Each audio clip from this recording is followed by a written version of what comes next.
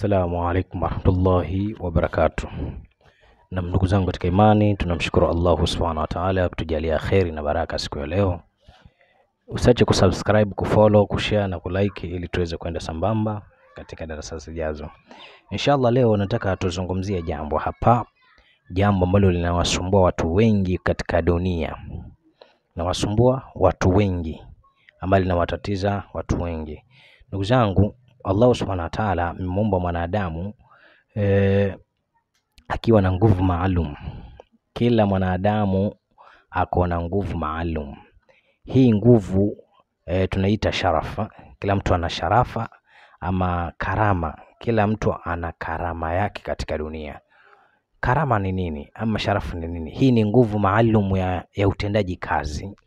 Hii ni nguvu maalum ya utendaji kazi.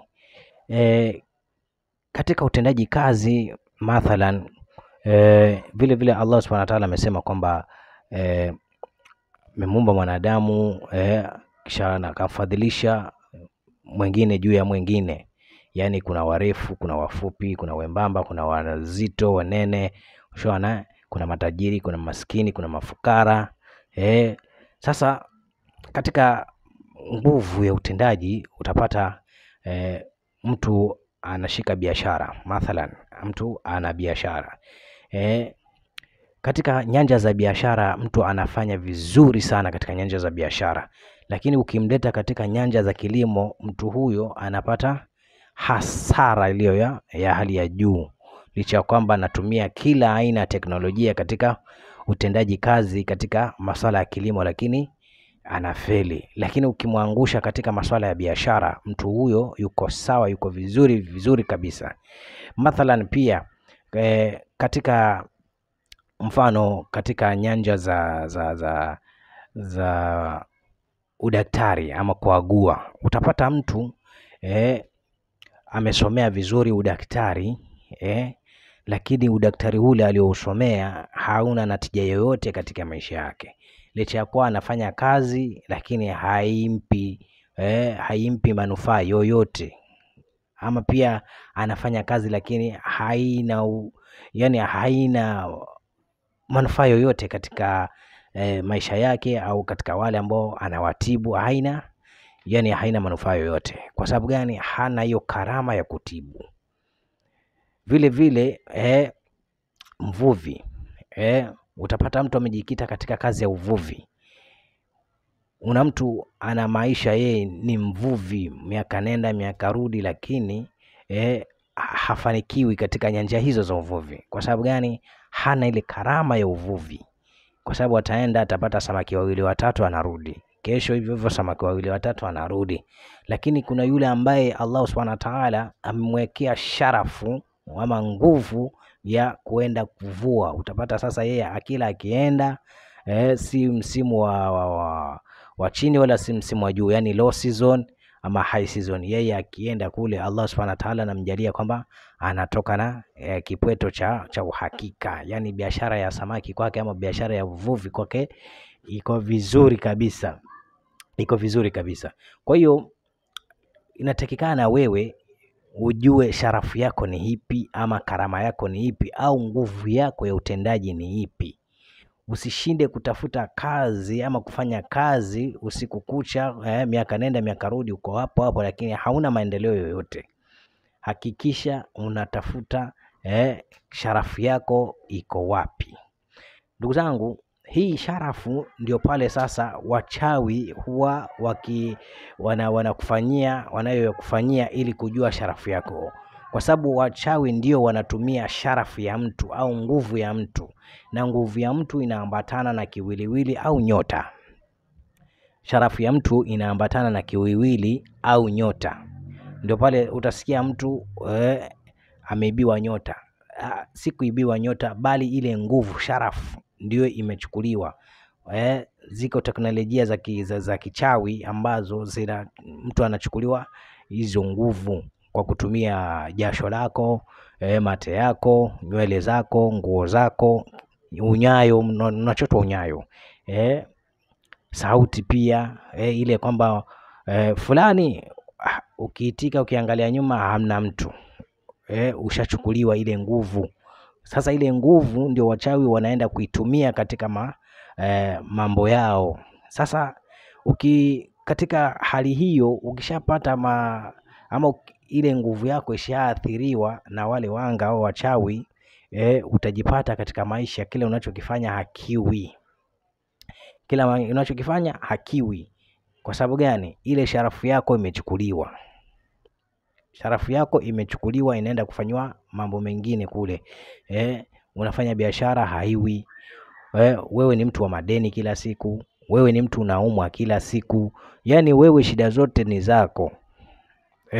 Shida zote ni zako. Ama utapata mtu anakwambia, mimi nilikuwa vizuri sana katika biashara, lakini yani ghafla tu yani najiona biashara yangu imeporomoka, sijui kila ninachokishika sasa hakiwi, nikianzisha tena biashara haiwi. Ni kwa sababu gani? Ile nguvu yako imeshachukuliwa, au ile sharafu yako, watu wanaita nyota, imechukuliwa. Ile karama yako, nguvu yako maalumu imeshachukuliwa na mafundi, wanaenda kuifanyia kazi. Utafanyaje mpaka urudishe ile nguvu yako ya asili? Kwanza lazima ujitambue kwamba nguvu yako iko wapi, kwa sababu usianze kung'ang'ana kwamba unafanya jambo ambalo haliendani na karama yako, utafeli. Kwanza lazima uhakikishe kwanza, mimi nguvu yangu ni ipi. Ukishagundua kwamba mimi katika nyanja za biashara mimi niko sawa, basi ng'ang'ana katika biashara. Ukiangalia kwamba katika biashara mimi siko sawa, lakini nikianza ufugaji, alhamdulillah, ufugaji uko vizuri sana, kumbatia ufugaji. Kila mmoja ana nguvu yake ama ana sharafu yake ambayo Allah subhanahu wa ta'ala amemwekea. Kuna watu mashallah, Allah amewajalia kwamba wao ni mahoka, wale wanaouza barabarani kule, mahoka wale. Allah amewajalia kwamba kuna mtu amemjalia kwamba kwenye uhoka ndio yani maisha yake, anafanya vizuri sana. Lakini wewe ukichukua vitu na kuanza kuzunguka mabarabarani na kadhalika, hauwezi. Lakini Allah subhanahu wa ta'ala amewachagua baadhi ya kwamba kazi yao itakuwa ni hiyo maisha yao, na wanafanya vizuri sana, wanafundisha watoto, wanalipa nyumba, wanafanya katika kila mahitaji. Lakini kwa mtu mwingine aje ajipeleke katika kazi za uhoka, unaona hawezi. Kila mmoja amewekwa katika nyanja yake. Kwa hiyo anza utafiti, ujigundue kwamba sharafu yako ni ipi, nguvu yako ya kiroho ya utendaji ni ipi. Ukishaipata nguvu yako sasa ifanyie kazi. Ifanyie kazi. Kuna wale ambao sasa Allah amewajalia kwamba karama zao ziko katika tiba. Ziko katika tiba. Yani wao kazi yao ni kuagua. Lakini utapata mtu anakuambia kwamba mimi sitaki kuagua, sitaki kutibu. Yani yeye aliaminishwa kwamba kila mwenye kufanya kazi za tiba yeye ni mganga. Katika hizo dhana hizo, watu wameshabandikizwa hizo dhana kwamba kila anayefanya tiba, anayefanya visomo, huyo ni mganga. Sasa yeye Allah subhanahu wa ta'ala amemchagua katika ile kazi, lakini haitaki. Ndio pale sasa kila anachokifanya hakiwi, sijui nini. Ndio pale sasa ukienda ambao kwa watu ambao wana ushirikina mwingi, atakwambia mizimu ya kwenu sijui inakugandamiza, mizimu ya kwenu sijui na nini, mizimu ya kwenu sijui na mambo gani, kwa sababu hutaki mkoba wewe, sijui hutaki uganga.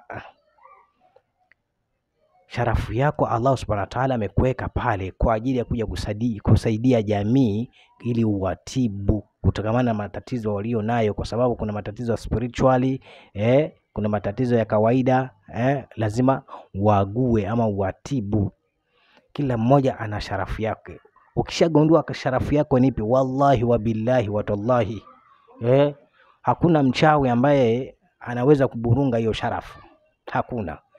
Ile ataichezea tu kidogo kidogo, lakini bado utajikuwa umejikita pale pale. Wakati ya kuwa ikishachezewa ile sharafu yako, ndio pale unatafuta njia ya kujikomboa kutokamana na zile mitihani za kishetani na wachawi na maasidi, kwa sababu watu wanahusudiana. Kwa hiyo utapata pia mtu amekuwa ni genius, mtoto wa shule ni genius kabisa nini, mara ghafla mtoto anaporomoka akili. Kutoka alikuwa top, sasa anakuwa bottom, mkia. Kwa sababu gani? Husuda imepata. sharafu imepatwa na husda, imefanywa husda, vijicho, uchawi umeingia pale, ili ufanye nini? Kuharibikiwa. Kwa hiyo ukishagundua sharafu yako ni hiyo, basi ifanyie kazi. Mfano umeshagundua sharafu yako ni fulani na umefanya kila kitu kinakuwa vizuri, lakini ghafla matatizo yameanza, madeni ni yako, maradhi ni yako, kila unachokishika hakiwi, kila kitu unachokifanya wewe hakiwi, na uko katika ile sharafu yako. Je, utajiondoa vipi katika matatizo hayo? Mtafute mjuzi aliye karibu nawe. Mtafute mjuzi aliye karibu nawe ili akufanyie zinguo, visomo vya kuvuta. Kwa sababu ile nyota ikishachukuliwa kule, ama ile nguvu ikishatumika kule, huwa mpaka ufanyiwe dua maalumu ya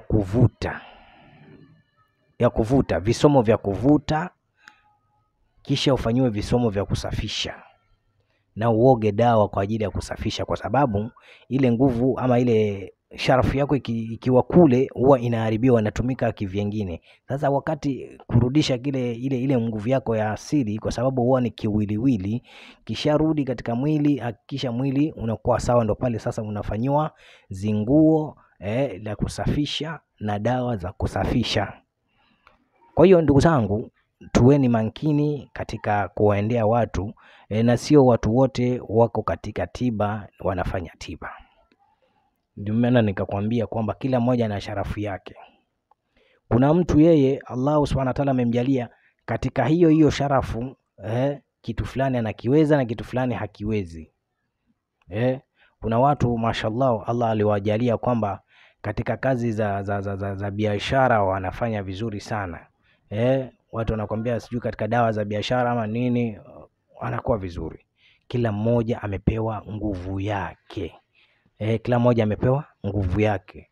Tafuta nguvu yako ni ipi, tafuta sharafu yako ni ipi, ili uwe katika hali salama. Bila hivyo utahangaika sana, usiku na mchana unahangaika, kile unachokishika hakiwi. Kwa sababu gani? Haujajua sharafu yako ni ipi.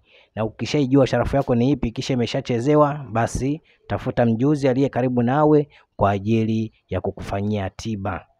Pia unaweza kufika katika ofisi zetu hapa maeneo ya Likoni, sehemu za Gambani Car Wash. Sehemu za Gambani Car Wash, barabara ya Approved, karibu na ofisi ya Jara. Namba zangu ziko hapo katika bio, tunaweza kuwasiliana kwa ajili ya kutatua matatizo mbalimbali yanayotokana na sihiri, na hasadi, maradhi ya kawaida, maradhi ambayo yamekusumbua muda mrefu. Basi kwa idhnillah, kwa amri ya Mwenyezi Mungu, basi tutakusaidia ili uweze kuwa salama salimini biidhnillahi taala. Natumai tumeelewa katika darasa hili inshallah. Mwenye yako na swali aulize hapo kwenye komenti, tutaweza kukujibu moja kwa moja, ili kila mmoja awe ameelewa katika darasa hili insha Allahu taala. Salamu alaikum wa rahmatullahi wa barakatuh.